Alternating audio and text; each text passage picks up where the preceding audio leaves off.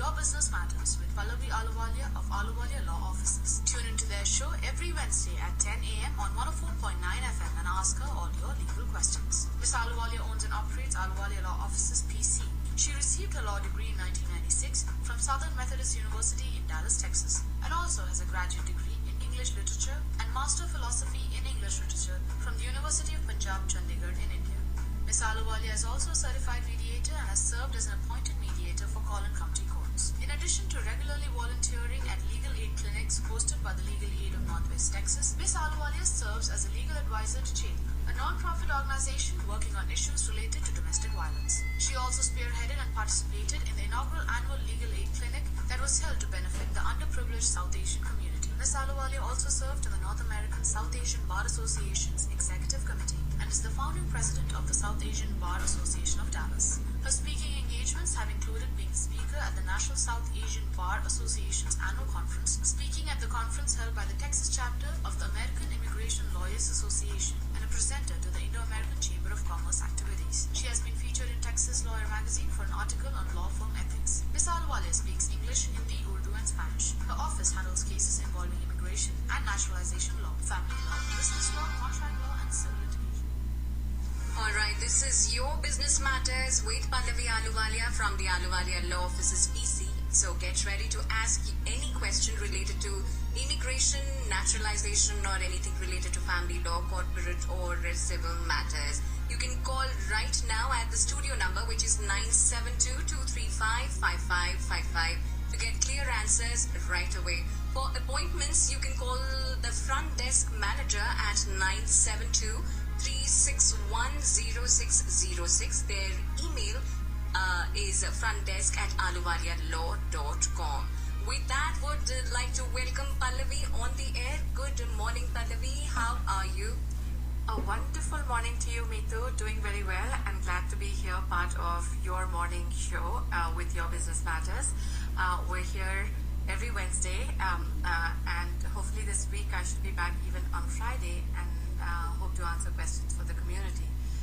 Now, we know that the H-1B quota deadlines are way behind us, and a lot of people have been anxiously waiting for receipts or to get picked in the lottery. And I'm sure that people have caught up with the understanding that the number of applications that the government received was about 233,000, out of which they had to pick up 20,000 applications for master's exemptions, and that is people that are exempt from filing in the regular category because they have degrees from the US, and 65,000 that are regular. That means anybody that has a bachelor's degree from anywhere, whether it is the US or it is abroad, can file into that category. So the chances for anybody getting picked is about 1 to 3, 1 in 3. So we are happy for the clients that have already gotten their receipts. We know that they're still trickling in, so and there seems to be a week or week and a half still left to find out what's going to happen. So we hope for the ones that are waiting anxiously that their applications will get picked and get adjudicated and they can participate in working here. For other people, there may be other options, and do pursue them. I think people that are here in the country already have the option of going back and pursuing another degree, which is, which may not be a bad thing. You're acquiring more knowledge and making yourself more marketable when you go out into the market again. Also, lots of schools do end up giving curriculum practical training. So that is an important thing also, which means while you're earning your degree, you can also be allowed to work as long as there is an employer who's willing to hire you and the school that is willing to recognize that the employer, that you are employed and working at that point. Alright, that's a good information that you every now and then share with our listeners.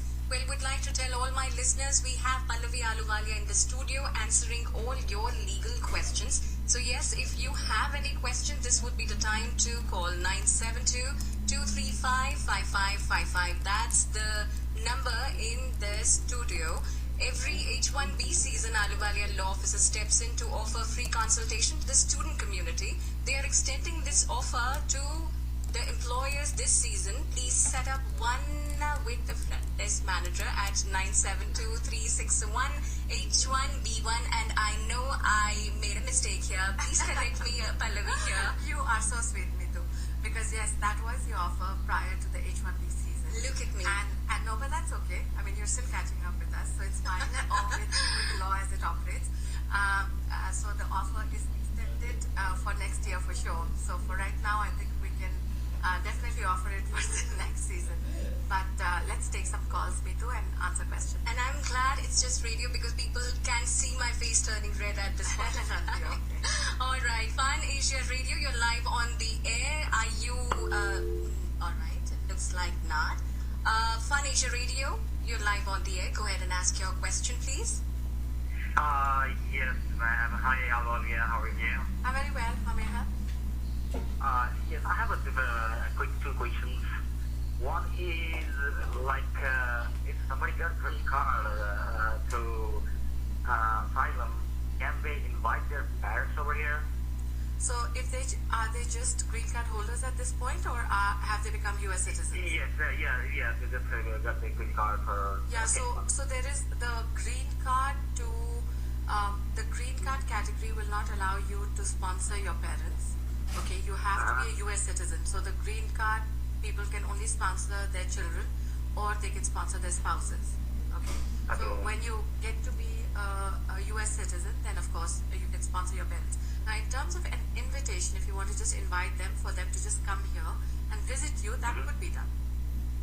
And that would just them trying for I can invite them, right? Right, invite them for a visit. That's fine. Okay. Yeah, okay, that is possible. And the second question is, once I got the citizenship, how far you suggest to go back to country? Is that a good idea to go after getting citizenship? Yeah, so the conditions, Any questions of immigration are that will be fine.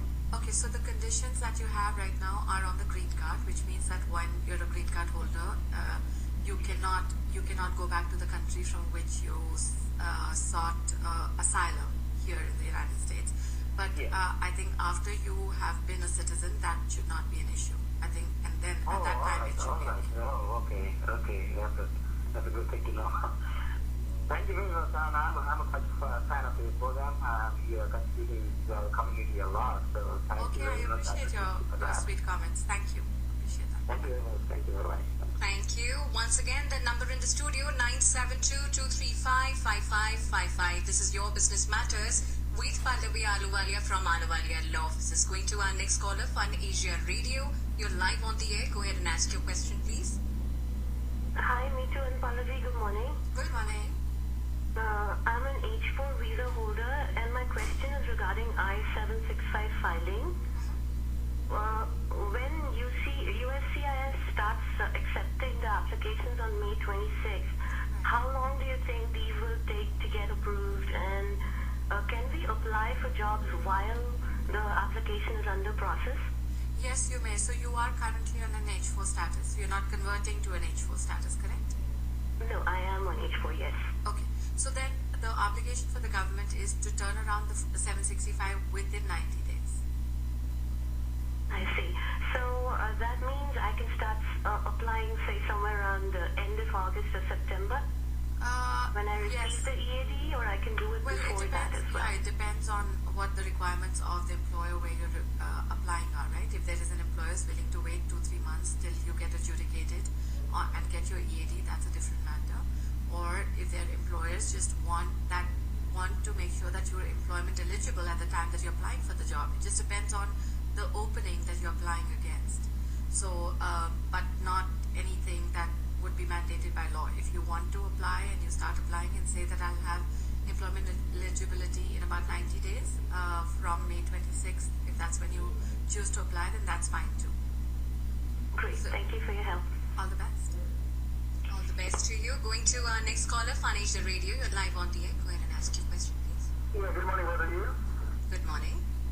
I have a question. I'm a citizen and I'm planning to bring my brother over. He's older than me, like around 50.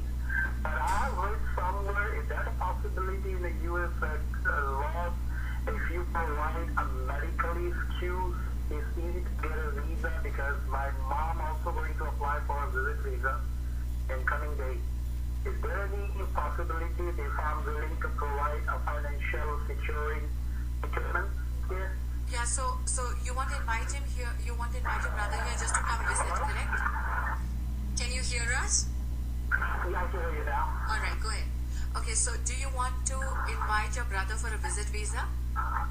Yes, I'm planning to apply for him as well, but I know if I just apply normally it will take 10-12 years, I believe so, right? Yeah, no, you're talking about two different things. A visit visa is very different from a green card. The green card, for that to come through, the petition for your sibling will take about 12 to 13 years.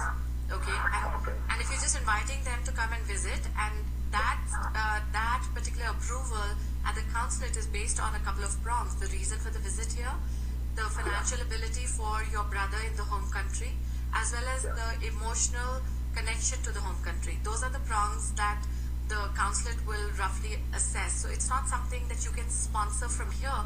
You can definitely say that you're inviting him here and you'll take care of the, their travel expenses and all of that. And you can even do an I-134. But I don't think that is more an assessment that would be crucial. I think the more crucial part is his own situation and whether he seems to qualify as a visitor who would come back and go back in time.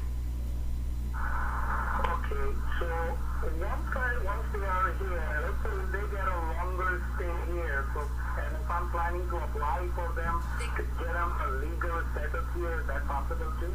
No. So when they come here on a visitor visa, then they are supposed to return back within the I-94 time that's given to them. They may be able to extend it once for 6 more months. Now you can't apply for a green card and then have them stay back waiting for that green card to happen. They will get illegal while they're awaiting that. So that is not, that's not allowed. I got you. So once they're here, I don't mind if they go back and then the process will be quicker or it takes long? You're talking about the green card still? That processing line does not change. That queue does not change from 12 years. Thank you, ma'am. All the best. Appreciate it. All right, going to our next caller, Fanisha Radio. You're live on the air. Go ahead and ask your question, please. Yes, ma'am. I have a question for a spouse or a U.S. citizen who is a green card holder. What is the time period for a U.S. citizen that can be applied? Okay, so you're talking about somebody who's already married to a U.S. citizen and who wants to apply for their own citizenship. Is that your question? Yes, ma'am. That's what my question is. And what is the requirement? I was told that do they require a federal tax return and how long? Yeah, so what is every the green process card time? holder, every green card holder has to say that they have not failed to file any tax returns in the past years. Now, if they are continuing or they have their conditions removed from the green card, then they can apply at the 2-year and 9-month mark after they've gotten their first green card. Okay. And what is the process time now? It's the same time as it would take any naturalization, roughly about 9 months to 10 months. Okay. And I know after you have an interview and get to usually there is a time frame after that for oath and all that. Is that time frame been reduced or used to be where it could take up to 3 to 6 months for an oath? Yeah, that still I'm seeing that sometimes the government does get lost with giving the oath ceremonies out, and I think they need a little bit of prodding for them to be able to set up the oath ceremony, and I think it's a matter of just them collectively just running a little behind. But don't have any updates as to whether they're doing the oaths in 3 months or 4 months, but I'd say 6 to 12 weeks is quite possible. Okay. All right. Thank you very much. All the All best. right, once again, the number in the studio, 972-235-5555. And you can call their front desk manager at 972... Yes, you are on the air. Would like to quickly share Pallavi's website, Ahluwalia Law Office's website, which is Ahluwalia Law Firm. Let me correct that. AhluwaliaLaw.com. And yes, let's take you on air. And yes, go ahead and ask your question, please. Okay. My name is Ram and I'm a U.S. citizen. I applied for my sister 4 years ago. The only thing I received from the office is that your application is received. Okay. After that, I have not received anything from the office, whether application has been accepted. I want to inquire about that. What should I do? Yeah, so you didn't move any addresses, did you? In the middle? No. Did you change your address? Did anything change for you? Because 4 years is No. a pretty long time for them to be sitting on this petition. You should have had an approval of the I-130 by now. Either an approval or a request for evidence. Okay, and a lot of times people don't find out about that until way later. Some mail was missed or, some deadline was missed. So yes, it may not be a bad idea to initiate an inquiry to find out what's going on with the case. So where I can inquire that? I would first you can try and do the 800 number inquiry, and that is the 800 number on the uscis.gov site. Okay. And you could try there. And if you get somebody, an officer, to give you an update about that, ask for a supervisor or an officer. And if you can't get through, then try the InfoPass appointment, and that could also be made online. Okay. Thank you. All the best to you. Thank you. Bye. All right, going to our next caller, Phanesia Radio. You're live on the air. Go ahead and ask your question, please. Hey, actually, I have a question about H1B auto CAP filing. Yeah, go ahead. Actually, in 2012, one of the Indian IT company actually filed my H1B, Got it. and the petition was approved. Okay. And in 2013, I came US on L2. And now I am working in a US company, and that company is actually willing to file my out of CAS H1B. Got it. So I wanted to know that am I eligible through that petition, because that petition is now revoked by my previous company and I never used it. Okay. But was it revoked within the same year before the cap started? So say, for example, they applied for it in April of 2012. Did they revoke it before October 1st of 2012? No, that revoked after I resigned. That was revoked just 2 months before. Okay, all right. Yeah, so that should still belong to you. That would still be a number that you can use. Okay, because my current company who is willing to file, they are saying that we cannot use that petition because that petition is now revoked. No, that's not And correct. second That's not thing correct. is you Yeah. never used that petition. That is not correct. So as long as you were the Okay. beneficiary of the H1B petition and it was not revoked within that same time, it has not been reverted back to the quota. It belongs to you. No, it was not revoked. It was because that petition was valid till April 2015. Uh-huh. So I resigned from my previous company just few months before. So as soon as I resigned, they revoked the petition. Okay, I got it. Yeah, but your Yeah, present but company that can still petition use was it. approved in April 2012 itself. Yeah, your present company can still get the benefit of that. Okay, because they were saying that there is some amendment just 2-3 weeks before. So are you aware of any such amendment? An amendment 2-3 weeks before, that's not allowing you to use that? No, I'm not aware of that. We have, up until very recently, been able to get the H1B for people that have been part of the H1B cap in the past 6 years, even if they've not used it, as long as it was not withdrawn within the time that it had to kick in. So if it had to kick in on October 1st of that year, and if it was not withdrawn up until after that, you're okay to use it. Okay, perfect. Thank you. One small question. Actually, I have applied for L2 EAD extension. Okay. And actually, my EAD expired just last week. Okay. However, I applied the renewal process 2 months before. But I'm actually on LWP because my current employer is not allowing me to continue to work because my EAD expired. I got it. So is there any other procedure through which I can actually tell them that my No. EAD is already under renewal process or something like that so that I There are only can very, continue very to few. work? Yeah, there are very, very few situations, and only in the case of STEM extensions where EAD that is pending can be used as proof of employment.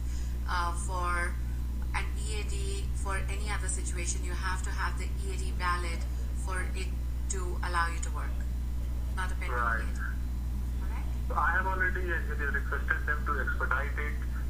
Is there any way USCIS can give me some provisional EAD or some interim No, so EAD they're kind of supposed thing to so approve that it. They're supposed to approve it it should within not 90. terminate me?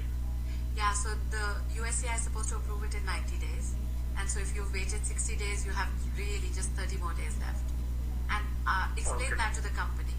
And maybe they can understand that by statute, it has to be approved within 90 days. So they just have a 30 more day wait period instead of something that they're just waiting blindly for. Okay, all right. All right. Thank you very much, Pallavi. Thank you. All the best to you. All right, quickly going to our next caller, and really would request all my good listeners who are trying to reach Pallavi to keep your questions really brief so that we can give chance to more and more people with questions. Pan Asia Radio, you're live on the air. Go ahead and ask your question. Hi, Pallavi. I have a question regarding H1B. Go ahead, please. So this lottery, I was picked for my H1B, but when I checked with my university, I realized that they have 2 receipt notices sent on my name, but I'm not really sure what exactly that means. University. So Yes. was So university your my employer? service account. I'm sorry, was university your employer? University of Texas at Arlington. Uh-huh. No. And the DS was able to check my service information, Okay. and she could see that I have 2 receipt notices on my name, on my account. Okay, So that's... I just wanted to know if that is normal or that's some technical glitch.